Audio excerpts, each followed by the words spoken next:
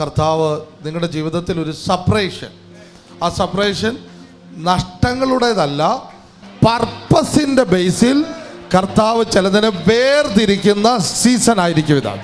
God is separating you.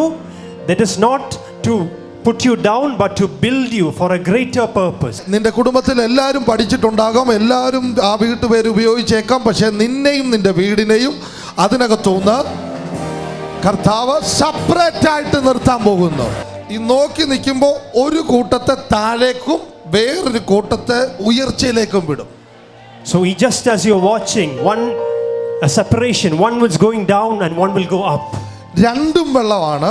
Both are water. ഒന്ന് കീഴേ ഉള്ള വെള്ളമായി അറിയപ്പെടും, മറ്റൊന്ന് മീതെയുള്ള വെള്ളമായിട്ട് അറിയപ്പെടും.